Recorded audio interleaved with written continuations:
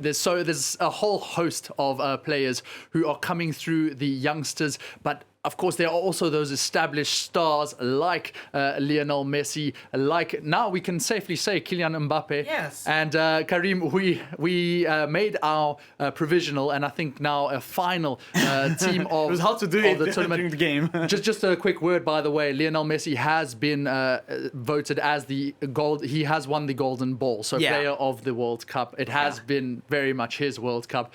And we just see the team now, the best 11 of the World Cup that we came up with, it must be said. Happy with those choices, guys? I'm sorry we didn't have quite the correct formation, Ruben. There's a real issue. I mean, Hakimi is clearly a right back, but the whole question is which left back are you going to take from this World Cup? And there was not a real answer to that because there wasn't one that really stood out.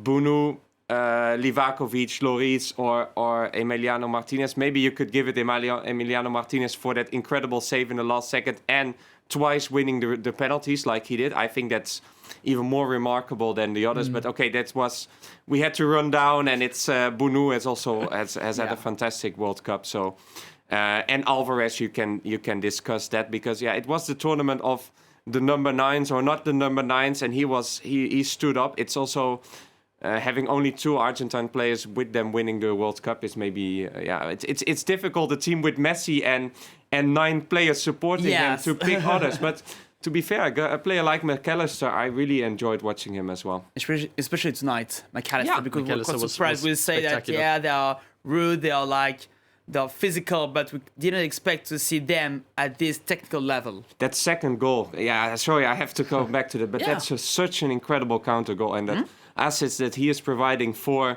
Angel Di Maria and the flick before from Messi to Alvarez, it's perfect. It's also a classic with the Mbappe goals, of course. What set, just on the goalkeeper, what set Bono apart for me from Martinez or Lloris was the way that Morocco defence was organised. And I always like to give a lot of credit to the goalkeeper, who's maybe not making all the saves, but is making sure that the players ahead of him are well organised. I thought Bono did that exceptionally.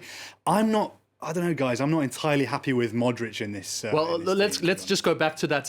We'll touch on this Golden Boot graphic just now. I want to go back to the team of the tournament, because we put Modric in there because of his longevity. Yeah, Ruben was getting all misty-eyed and romantic and nostalgic, wanting to put Modric in there. I'm not even sure he was the best Croatian central midfielder in the tournament. I think Giroud maybe is a little bit harshly done by to have missed out, considering he did make big impacts in big moments. I agree on that one. True. He scored 4 goals, same as Alvarez, and against England, of course, you will have been gutted by that. But the quality of Giroud to be in that space at that time to find the winner, it does set him apart.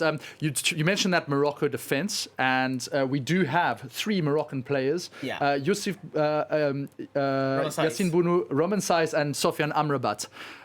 Forming very much the spine of that Moroccan team. Defence was king up until a point. Absolutely, but also I would say that Morocco weren't boring. They weren't negative.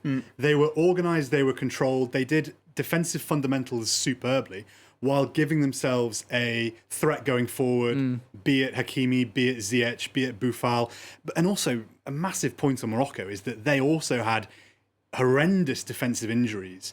Mazraoui, Aguerd, Saiz, even El Yamik had problems. I mean, anyone who stepped into that defence, it seemed like only a matter of time before they'd be being substituted off with an injury or of some sort. But they still made it through with Walid Regragui ultimately coming 4th in the tournament. They lost out to Croatia 2-1 in that 3rd and 4th place playoff.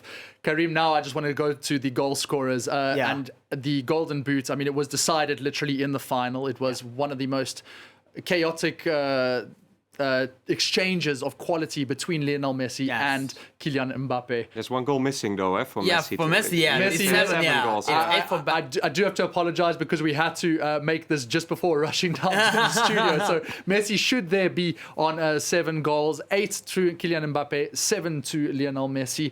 Ultimately, the cream does rise to the top in terms of their finishing. A lesson to learn for other teams, or does that talent just exist or doesn't? But Mbappe and Messi are just extraordinary. They are like superstars. And then you have the others, Giroud, Alvarez, Ramos, and so on.